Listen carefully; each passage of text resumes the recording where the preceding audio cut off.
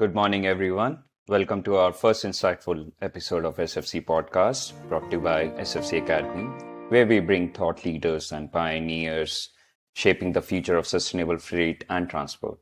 Today, we have the privilege of hosting Dr. Alan Lewis, the Chief Technical Officer at Smart Freight Center, a driving force behind freight transport transparency and decarbonization initiatives. Our guest today, Dr. Alan Lewis, serves as a Chief Technical Officer at Smart Freight Center. With a wealth of experience, Alan spearheads technical aspects across SFC's diverse programs, including the Global Logistics Emission Council, Clean Cargo, Clean Air Transport, and the Sustainable Freight Buyers Alliance. Alan's leadership has been instrumental in the development of the GLEC Framework, a global industry guide for calculating and reporting logistics emissions throughout the multimodal logistics supply chain. His role expanded as the project manager for the development of the ISO 14083, setting the standard for greenhouse gas calculations and reporting for all transport services. Before joining SFC, Alan boasts over 20 years of consultancy experiences, specializing in the environmental and social impacts of freight and urban passenger transport. His extensive background positions him as a seasoned expert in navigating the complexities of sustainable transportation solutions. Alan holds a PhD in Material Science from Cambridge University, showcasing not only his practical expertise, but also his deep academic understanding of the field. In this episode, Dr. Alan Lewis will share his insights into the evolving landscape of freight transport, the significance of emission standards, and the collaborative efforts driving sustainability across the industry. Stay tuned for a fascinating conversation with the trailblazer committed to making a lasting impact on the future of freight and transportations. Hi, Dr. Alan Lewis. Welcome to the show. How are you feeling today? I'm good, thank you. It's a pleasure to be here. Looking forward to a fruitful discussion. I have the pleasure of working with you at the SFC for almost 2 years now, and you have been at the SFCs for almost 10 years. What made you join the SFC at the first place? I was already working for 2 or 3 years on a project funded by the European Commission, which was looking into greenhouse gas emissions from the freight transport sector. I was really enjoying the work. I'd built a strong network of companies that were looking to really take action. And I'd already had some lengthy discussions with Sophie Punter, who formed Smart Freight Center, about how we could work together. So it was a natural progression from that work. Thank you, Alan. That's quite insightful. A question to you, which we get from our general members of the Smart Freight Center, like what is at the heart of Smart Freight Center and what are Smart Freight Center's ambitions? Our overall aim is to support companies that are involved in the freight transport and logistics sector to help them reduce their greenhouse gas emissions in line with the latest climate science. And we do that through a mix of initiatives that promote and improve the way in which companies calculate and report their greenhouse gas emissions. The aim is to give greater transparency of those emissions and understanding what's the cause within the supply chain. That gives the opportunity for companies to look at the hot, and then that insight then would allow them to target decarbonisation. We work with those companies throughout the freight transport ecosystem, because it's not just the transport operators that need to take responsibility. In many ways, it's actually the companies that are their customers that purchase freight transport services that might have more influence if they were to set rules around the environmental performance of the services they buy and incorporate that into procurement systems and the like. And a lot of our work then beyond that is focused on linking customers and operators together in projects that where they can take joint action in a way that maybe an individual company isn't able to take those collaborative actions, or companies come together in a particular sector. We're strongly working at the moment on demand aggregation projects to give a signal from the industry to vehicle manufacturers that there is demand for low emission vehicles, for example, to give those companies the signal that they can invest in the production of new cleaner vehicles at scale without their feeling that there's a risk that those vehicles wouldn't be purchased. Yeah, thanks, Alan. And in aligning with the previous question, so when did you join the SFC and how far has SFC developed since then? I joined Smart Freight Centre at the start of 2014 when the organisation was very much in its infancy. We were a team of 6, not all of us were full-time. And at that point, we were very much just starting to formulate what the strategy needed to be. At that stage, freight transport was often completely overlooked in discussions about transport or greenhouse gas emissions. And so much of our early time was just spent reminding people about the work of the sector. And although much of that happens out of sight, it can't be out of mind. And so there was that awareness building alongside the work that we did with our in-sector stakeholders, understanding their position, what they were working on, and what they needed in order to start decarbonising the sector. That message, I think, has now largely been accepted. And that's really important given the growth of logistics and the understanding of how it's contributing to global greenhouse gas emissions. Transport as a whole is seen as contributing more and more to greenhouse gas emissions as a whole, and the contribution of freight and logistics within the transport sector is also increasing. So it's really important that message comes across. The fact that it is now understood, I think that's critical to making an impact within the sector and reducing the overall contribution over time. And that has contributed to the fact that these days the organisation is much bigger than it was. We've been on a rapid growth trajectory over the last 2 or 3 years. I think that just shows that people have woken up. They understand the need to work on freight transport decarbonisation.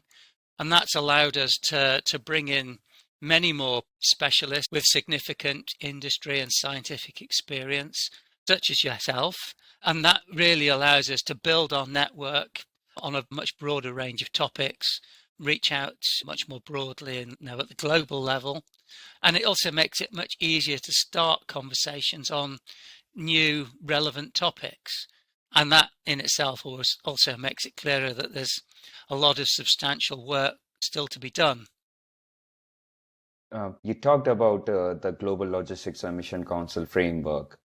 What would you explain to the first-time user? What is the GLEC framework in your own words? Sure. So the Global Logistics Emissions Council, or the GLEC for short, is our network of organisations that want to come together and improve the calculation and the reporting from greenhouse gas emissions from the logistics sector. The framework exists to help companies that wish to do that in a way, and it's been formed in a way that's been agreed among those industry partners as a meaningful and usable way to improve that transparency. It provides step-by-step instructions on how to do calculations, what data a company would need to do that, and how they should report the results, both to their industry partners and to the outside world to improve transparency. And then it also contains a selection of reference information that those companies will find useful to achieve this. So it's very much a supporting guide, I would say. When we look at the companies or industries that are located in a global space, in different regions, then we see like those companies might have a different sort of methods to do their calculations when it comes to the emissions or any emission intensity factors. And how does the GLEC framework help with that? Like, why is there a need to standardize a calculation methods itself in the first place? Because I can imagine like with different regions, there are different standards that are applicable to different sort of work or the process that is going within the transport sector. Sure. So when we were setting up Smart Freight Centre, we focused initially on standardization of calculation methods through the work on developing the GLEC framework, because at that point there were a lot of different approaches being used to calculate greenhouse gas emissions.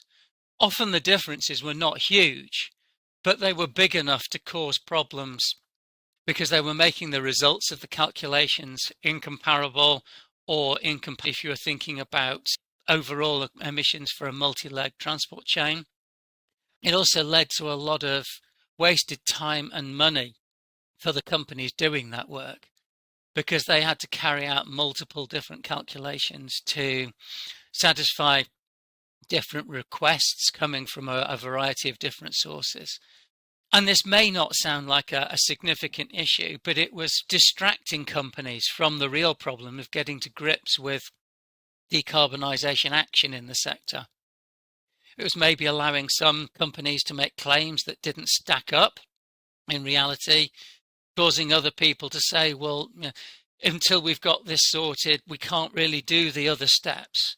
And although you ask about different global regions, for sure there are different ways in which transport might be organized or operated, but the fundamentals around actually how to do the calculation and the reporting, the data that would be required, from a methodological point of view, the approach can be the same. So the idea was to start with that methodology, bring that together in a standardized form, and then look at the data input that feed into that calculation. And that's one of the areas where we're still active, is looking at the data side of things and understanding how the flow of data into calculations can be improved.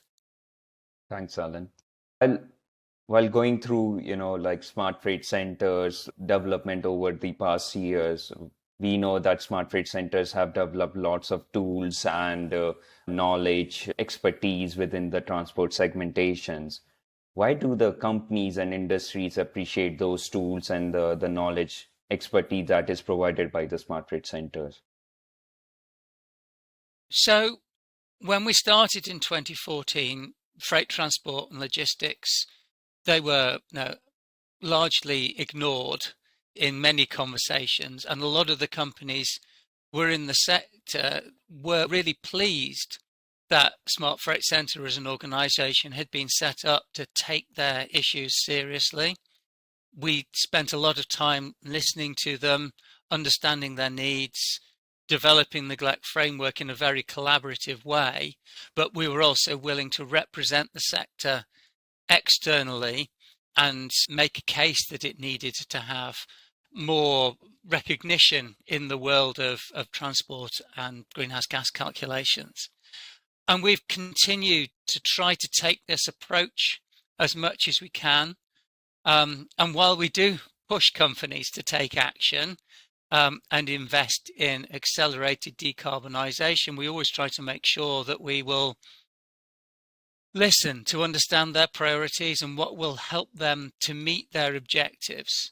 We do that in many ways, and that follows through really in the fact that we do work a lot on collaborative projects, bringing companies together in a sector, within a supply chain, in order to look at actually a collective solution. And I think it's quite in contrast to maybe a more traditional approach that you might get from the consultancy world, and that's a world that I've worked in for 20 years, where often it might be a small number of companies that are happy to be lucky enough to be able to pay for something, and then they would get the direct benefit for their own use.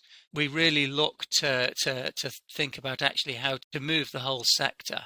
And as an example of that, we always try to make our guidance documents freely available to all at the end of a particular project, so that maybe those who were directly involved aren't the only ones who can benefit in the end. Thank you, Alan. That provides a lot of insights into this particular knowledge and the tools that are being shared by the Smart Freight Center. I know congratulations are in order since last year. Finally the ISO 14083 got published, and you have been working on that for the last 2 years.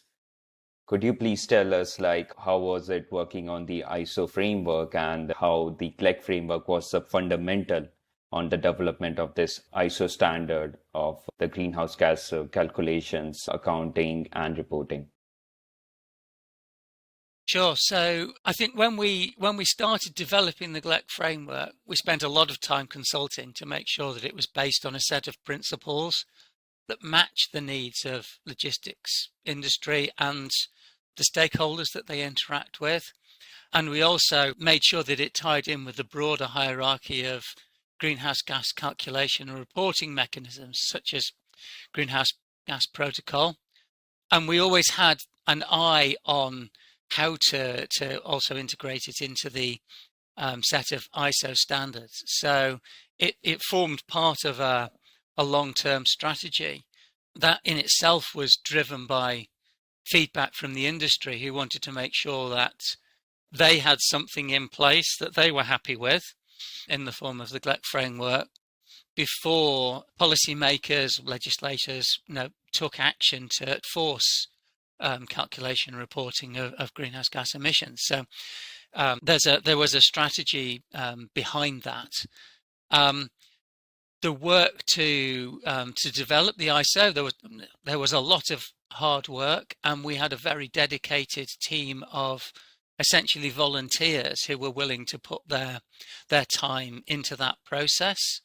I think it's really important to recognize that team was a broader team than maybe just the industry stakeholders that we had previously worked with on the GLEC framework. So that was useful to get other insights into the process of developing ISO 14083. But ultimately, the real importance from my perspective was to make sure that the principles that underpinned the GLEC framework were also the same ones that underpinned ISO 14083. And we were very successful in meeting that deliberate strategy. And just for clarity, I'm referring to making sure that there's a full well-to-wheel or fuel cycle approach to the calculation of the emissions, that we're not just taking in carbon dioxide, but we're looking at the full range of greenhouse gases that result from freight transport operations. And we're not just looking at combustion emissions, we're also looking maybe at leakage of refrigerants. So really looking at all aspects of the transport chain, also making sure that goods handling is covered alongside all modes, because you these days you have very complex multimodal transport chains, and it's really important to ensure that all aspects are included, and that you can look at a multi-leg transport chain on a comparable basis, taking into all aspects. So there are a lot of different perspectives that needed to be included in them, and we made sure that they are all covered. And then that really enables an approach that looks at an overall transport system as it functions, and it supports calculation not only then by the transport operators, but also their customers. And it supports the mechanisms to share the information between supply chain partners to make sure that everyone has a fully transparent idea, the impact of what they're doing, and to support their reporting across all those stakeholders.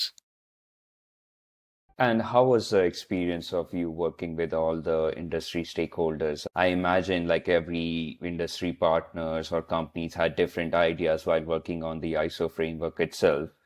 How did you at the end align with all those thoughts, processes, and to make sure that everyone is aligning on the same pathway, which is making sure that at the end we are talking about the well to wheel and not putting any additional or like removing certain things while we doing the whole calculations part?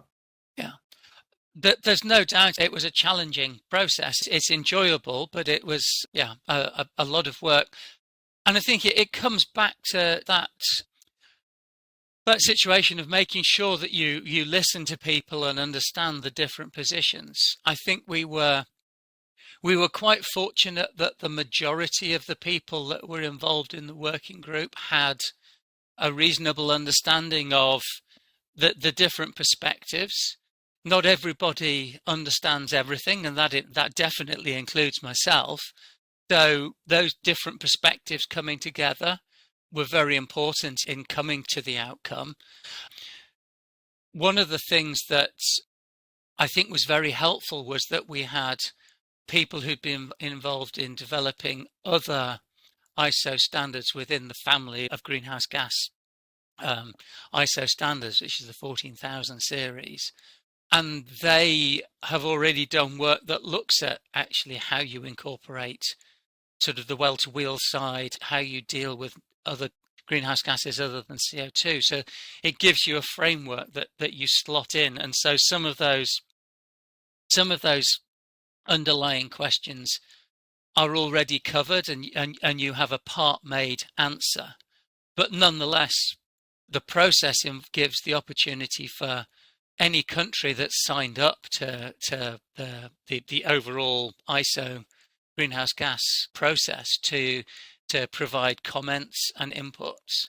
And probably some of the biggest challenges would come in writing as part of a roughly 6-monthly cycle, where challenges would come in writing from people or organizations that weren't involved in the detailed discussions, but which you had to reply to and form a considered opinion as to why we were taking a certain direction, which may be against what they were originally thinking or their preference would be, and come with a strong argument as to why we come with the outcome that we do. Because ultimately, even if they're not involved in the detailed discussions, they either have a vote at the end of the process which might stop the outcome. I can imagine it must be quite a challenge, while dealing with all these stakeholders and making sure, like at the end, you guys align when talking in a Sure, conversation. it's really interesting to see how that process works, because it's not one that I'd been involved with before. So as well as the producing the output, it's very interesting from a personal and a career progression experience perspective as well. That's interesting. That's could be a really nice experience to have it on your own.